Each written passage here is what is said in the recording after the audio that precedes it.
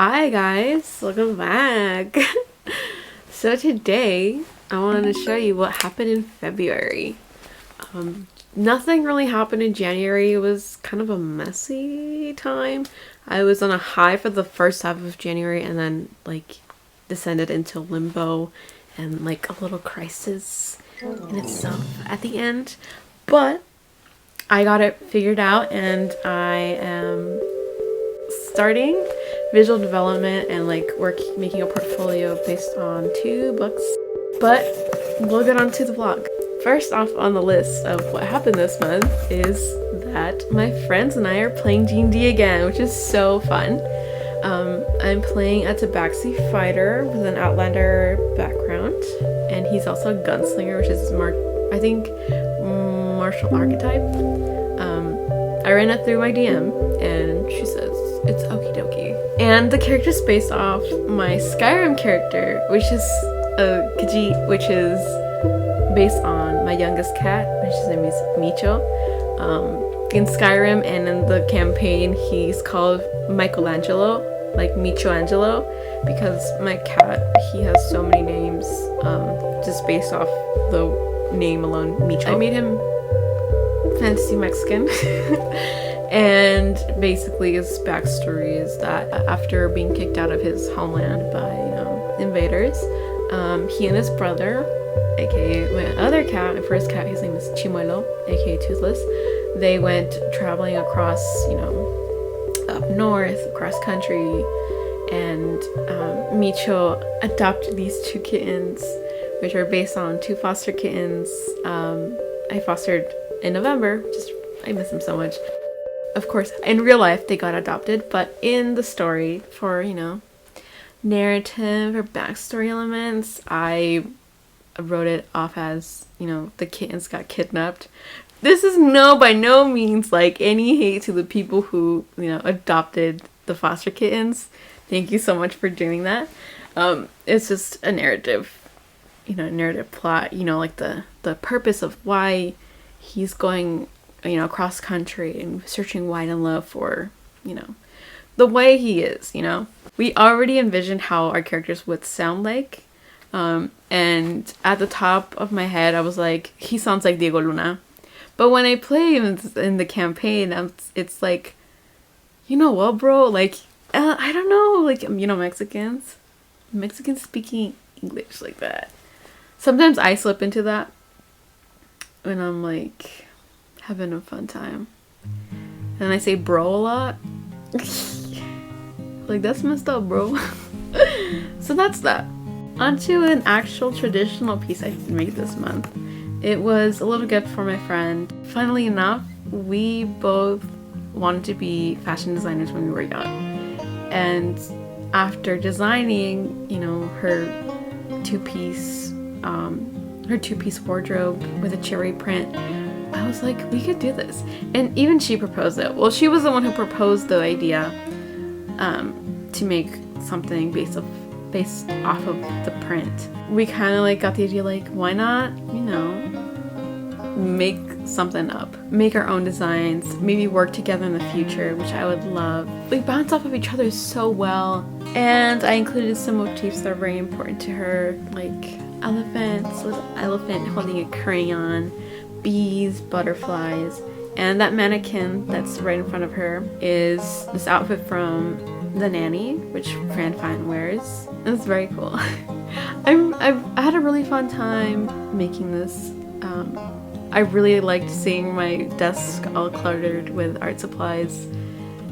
It brought me back to the high that I would get when I was in high school making artwork, and I'm still working towards that again, that feeling, that rush when you do art. I don't know about you guys, but sometimes you get overwhelmed with just the anticipation of doing something, which is why I've been just doing digital art so far. Besides, traditional media takes up too much space. Even then, I get overwhelmed with just the thought oh, I have to go into this, or what if I make the wrong stroke? What if this looks completely wrong? But the thing is that you can just go back into it. You can just go over it. make a new layer. It's not set in stone, which is something I had to learn. And even at a cafe, I felt overwhelmed. I also have to lose the fear of sharing what I'm doing, you know? So just starting with people, like sharing with people what I'm doing has been a great help with that to start out. And eventually I'll do that with social media, just be myself completely and also not place too much importance on the numbers. I have to keep that mindset, you know, in my pocket. As strange as that sounds, but you know, imposter syndrome can be so debilitating and crippling. Reconnect with mediums, experiment. Nothing is set in stone. That's what I'm going to set as my motto. Nothing is set in stone. You can always go back into concepts. Like this one bedroom I'm designing for my character. It's a first try at exploring a style, or like a first try at exploring an interior design. I can make more, you know? And that's very important when it comes to visual development in the industry, because in a studio you're going to be working with your other co-workers that are also assigned the same thing. Theirs might get picked, yours might get picked, or neither of you guys gets picked, and things move on, you know?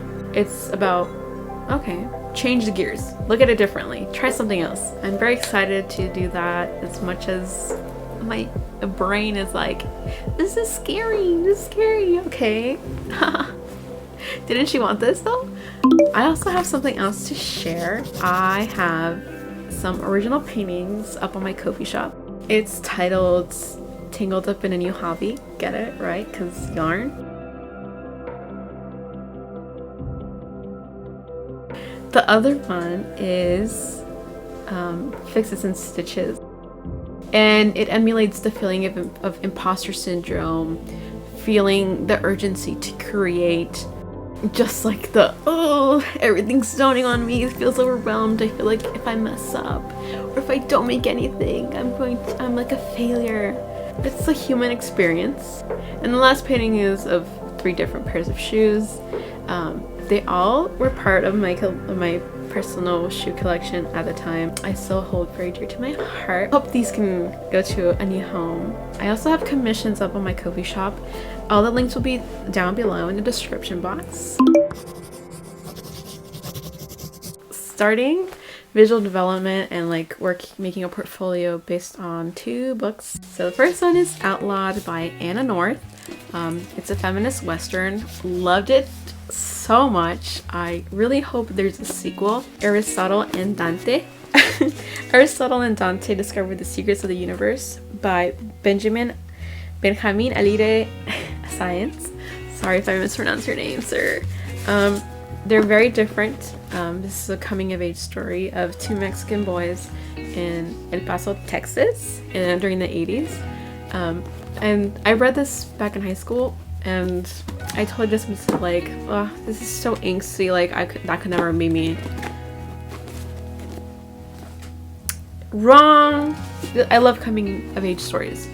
And these are 2 very different, obviously. For purposes, this one has more characters, and I think it'd be very good for character design, landscape painting, or environmental design, all that good stuff. Whereas this one has less characters, and this one primarily stays in one setting. Usually it's within the character's neighborhood or his house. A lot of the events happen there, sometimes at school. But these 2 books have different purposes in my portfolio. And I'm very excited to do that. And thank you so much for watching. You can find me on social media on Instagram, Twitter, and TikTok. I just have my website, it's linked down below. I can't wait to show you guys what I'm up to within the next coming months. And I'll see you next time. Bye!